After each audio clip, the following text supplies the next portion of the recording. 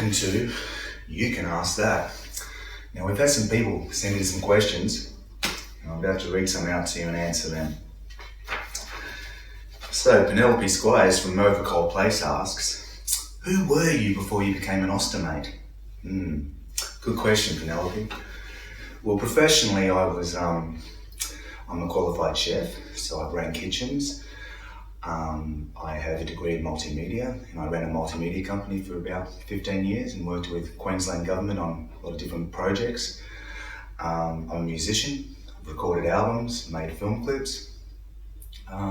So yeah, professionally I have done quite a fair bit, have a good skill set, also a qualified butcher and qualified in project management, so I have done quite a bit of studying that.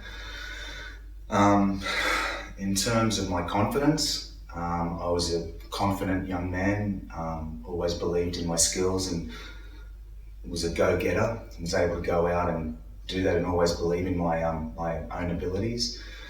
A good sense of humour and always, head in the right place.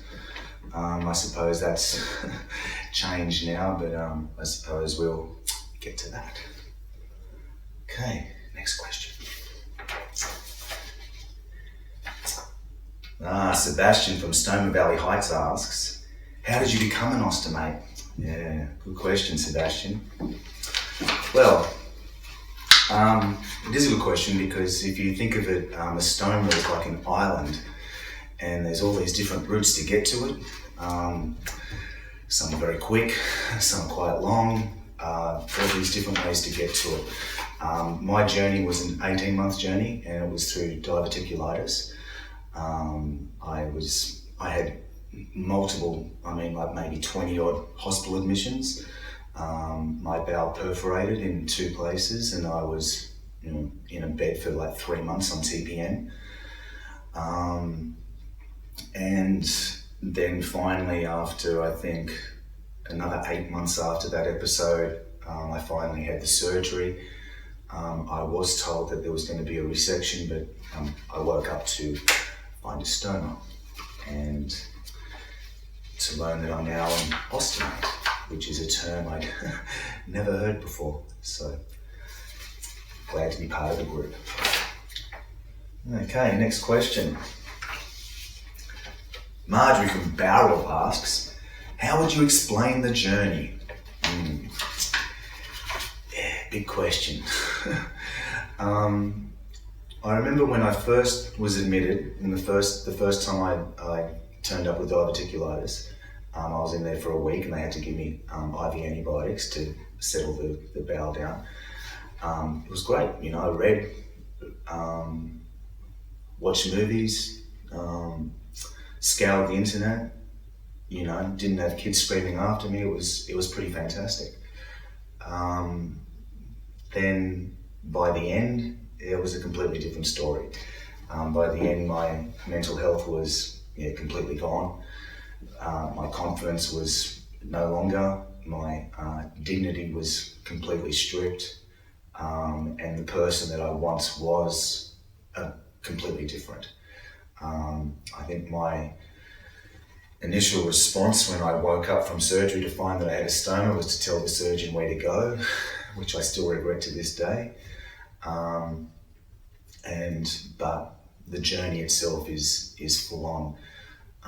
I understand that there are processes in place, and I can imagine that looking after the amount of staff and drugs and everything that goes in place, you need finely tight processes.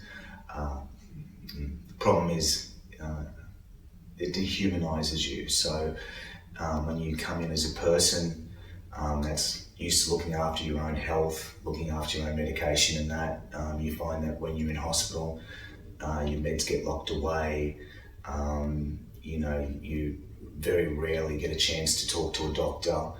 And when you do get to talk to a doctor, I found that by that stage my mental health was gone. I only really saw you guys at maybe 5-10 minutes in the morning when I first woke up, and I would always forget the questions. And so I found it, the journey quite full on. It really did affect me in that way. I found that I do understand, but it really does dehumanise the whole experience, and it's, you feel like a specimen. Great question, Margaret. Tony asks, has becoming an Ostomate changed you? Yes, it has in certain ways. As I said before, my confidence and those things have taken a while to finally come back, and they're not really fully back yet. I still haven't got a job. It's been maybe 2.5 years, so that's very depressing. Even with all my skill sets, no matter what, I can't get an interview, so that's challenging. So I feel that my life has changed in that sense, and I feel that at the moment I'm being defined by my medical journey, or as opposed to other things. So I find that challenging.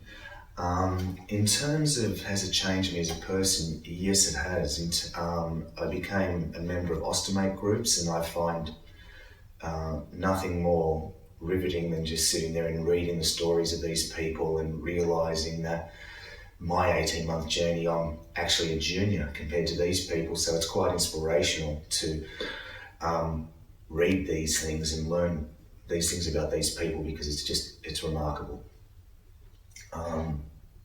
And so it has changed me in the sense that, I am a different person for sure. I still hold the same values, but I have a different outlook, and certain material things aren't important to me anymore. Okay. Julie from Shit Street, I knew it had to come up, asks, how do you cope with being an Ostomate? How do I cope?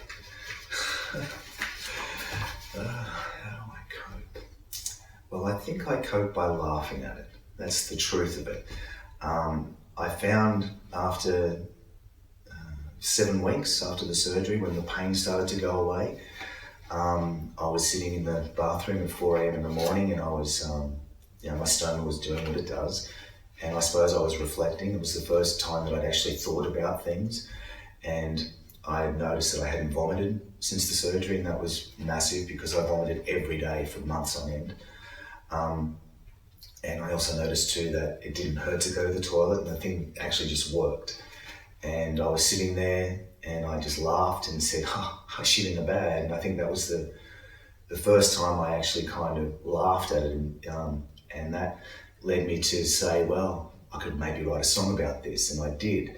So that day I ended up writing a song about it called I Shit in the Bag, and I had to come up with a middle eight, which was about all the positives. And the middle eight goes, I can shit while I eat, can shit while I sleep, can shit while I'm watching the Godfather trilogy, can shit while I'm driving, while I'm taking a bow. As a matter of fact, I'm shitting right now. And I think writing that was important because I laughed, and I hadn't laughed like that in maybe 18 months, and it felt really good, kind of uplifting. But I finished a song in a day, and that was something that my brain hadn't been able to cope with, and for me to achieve that, so I wrote verse, chorus, outro, middle eight, the whole bit in a day. And I think by the end of it, I had come to terms with it. I'd laughed at it. I'd written so many of those positives and chosen the best ones. But I think by the end of it, I'd realised that, it's okay to laugh at it. Once I started to laugh at it, then things started to improve for me. My brain started to work. I started relearning software and started doing things and having more of a positive outlook on life, as opposed to crying and being negative about everything. Then I had stupid ideas with converting songs like Lola into Stoma by the Stinks instead of the Kinks, David Bowie's Starman into Stoma, Supertramp's Dreamer into Stoma. So, I've converted all these songs into and writing it and trying to talk about a stone and putting it out there. Some people see it as a sensitive issue. I think if you died, that would be sensitive. It's amazing that the stoma is a life-saving device, and unfortunately we focus on what it does as opposed to journey it gives us. But that's another story.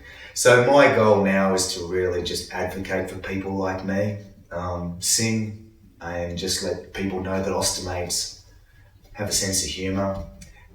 We deal with the absurd and we deal with it in a positive way. And I think that's mainly my message, and I think that's a good message to have.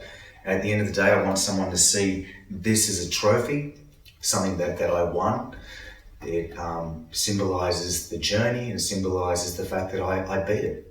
So as opposed to looking at it as a shit bag, if we can look at it as a trophy, then we're all winning. That's what I think. And people that have 2 or 3 bags or trophies, they're champions. Anyway, that's me. An Ostomate, bit different, but